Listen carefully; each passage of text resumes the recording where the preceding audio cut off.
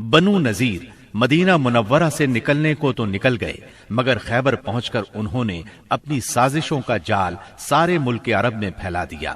ان کے رئیسوں نے مکے جا کر قریش کو آمادہ کیا، قبیلہ غطفان کو خیبر کی آدھی پیداوار کا لالچ دے کر اپنے ساتھ ملا لیا۔ بنی اسد ان کے حلیف تھے، وہ بھی اٹھ کھڑے ہوئے۔ غرض سب مل ملا کر 10,000 کا بھاری لشکر مدینہ منورہ کی طرف روانہ ہوا۔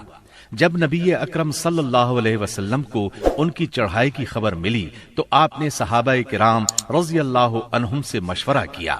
سیدنا سلمان فارسی رضی اللہ عنہ نے مشورہ دیا کہ شہر کے 3 اطراف میں دشوار گزار پہاڑ، مکانات اور کھجوروں کے گھنے باغات ہیں جو پناہ کا کام دیتے ہیں۔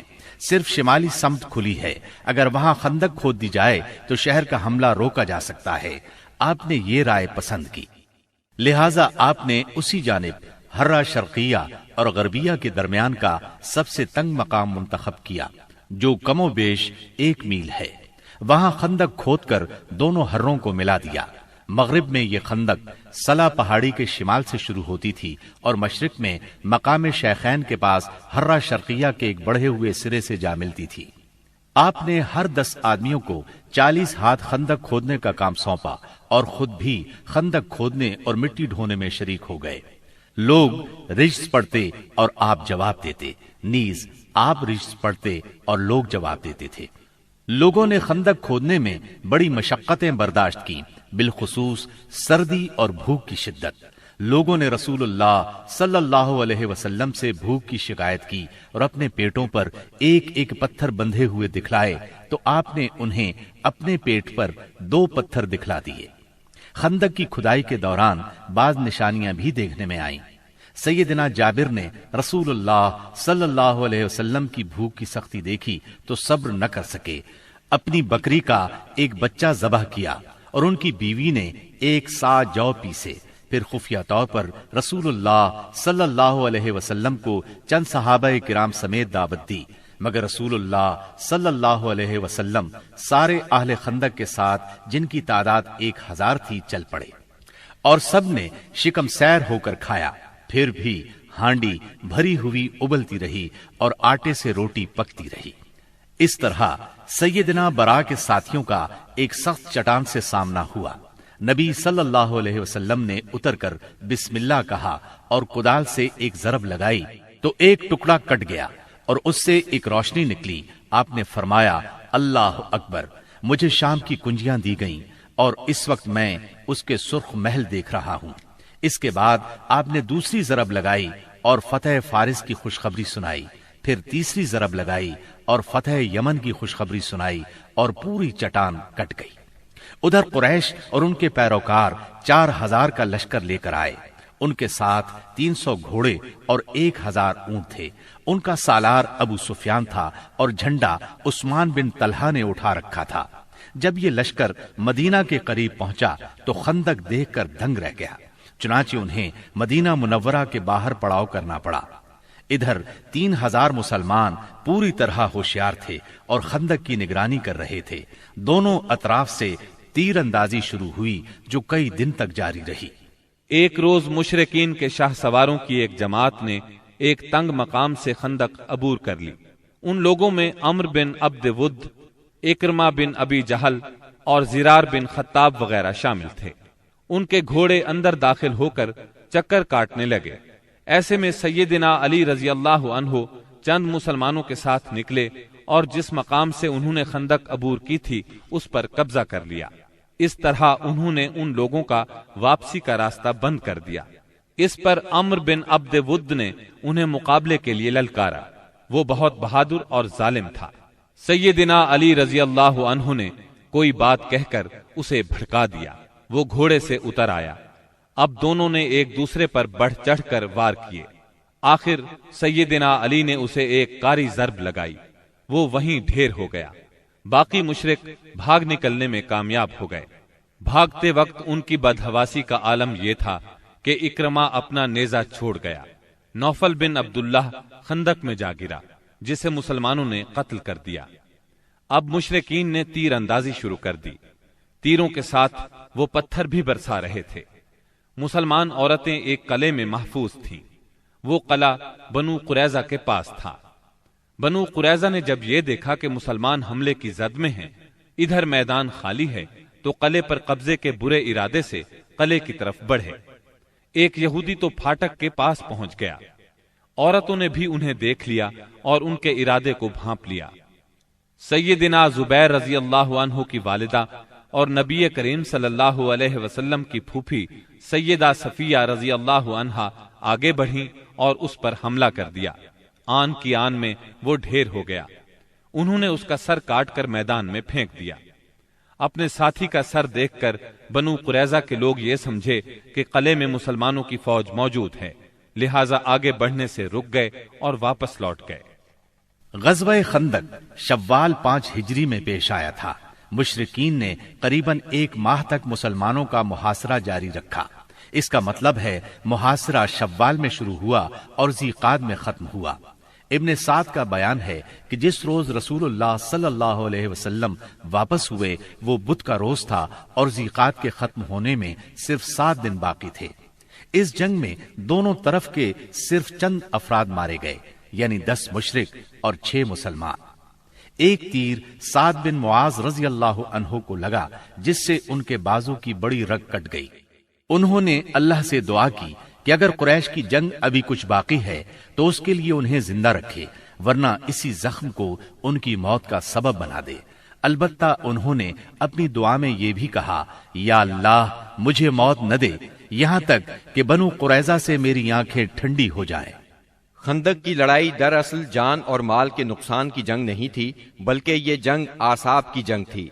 اس میں کوئی خون ریز معرکہ پیش نہیں آیا، لیکن پھر بھی یہ اسلامی تاریخ کی ایک فیصلہ کن جنگ تھی۔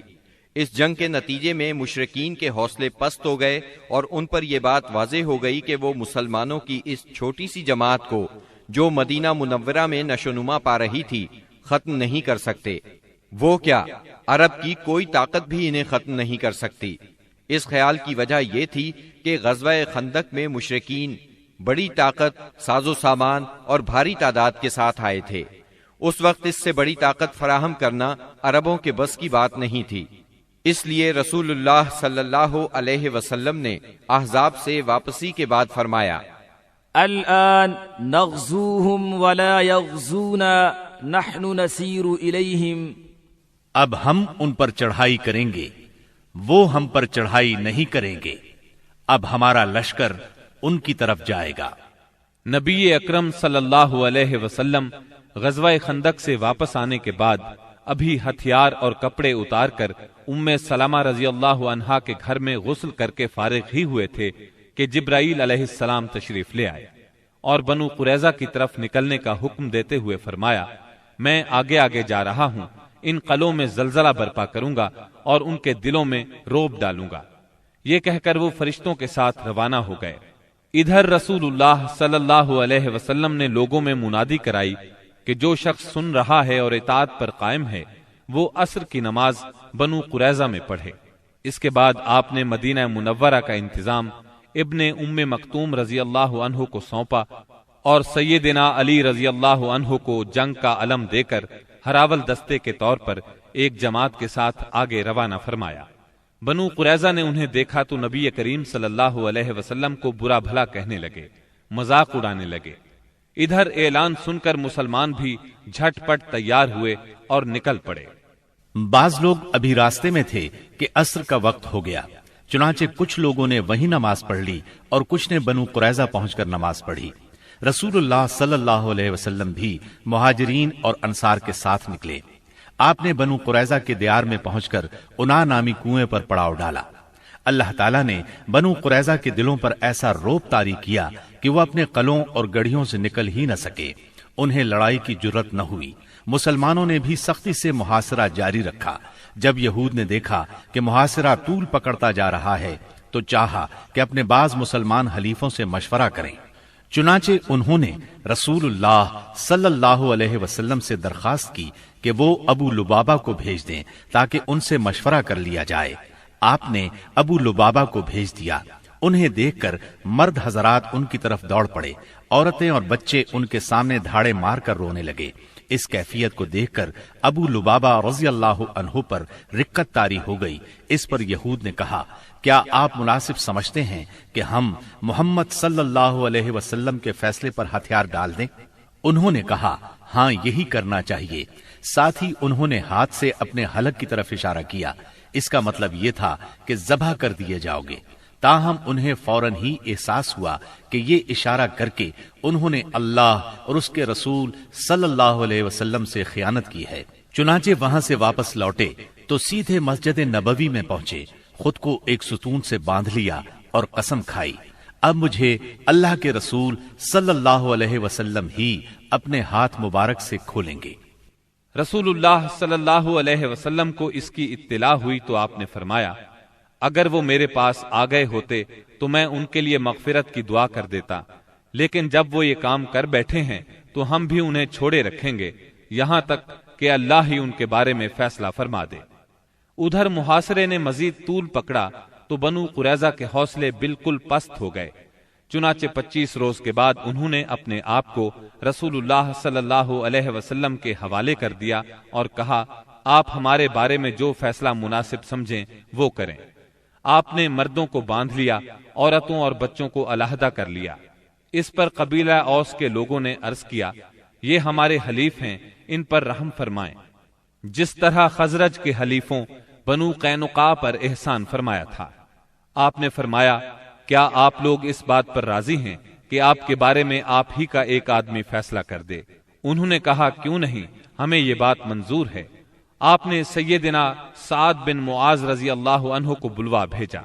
उन्हें गज़वाए खंदक में जख्म लगा था, इसकी वजह से वो मदीना मुनव्वरा में थे। उन्हें गधे पर सवार करके लाया गया। जब ये रसूलुल्लाह सल्लल्लाहु अलैहि वसल्लम के करीब पहुंचे तो आपने फरमाया, अपने सरदार की तरफ उठो। चुनाचे ये लोग उठकर उनके इस्तिकबाल के लिए गए।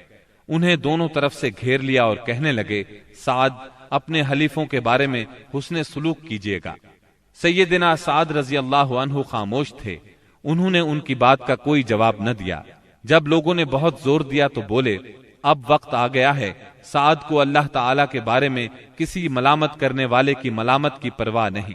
ये सुनकर बाज लोग वहीं से मदीना मुनव्वरा की तरफ पलट आए और कैदियों की मौत का ऐलान कर दिया।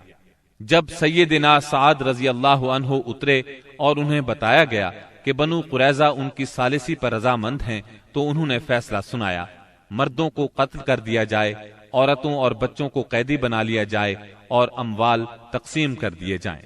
रसूलुल्लाह सल्लल्लाहु अलैहि वसल्लम ने फरमाया, तुमने उनके बारे में वही फैसला किया है जो 7 आसमानों के ऊपर से अल्लाह ताला का फैसला है। ये फैसला यहूदी शरीयत के मुताबिक था, बल्कि उनकी शरीयत के फैसले के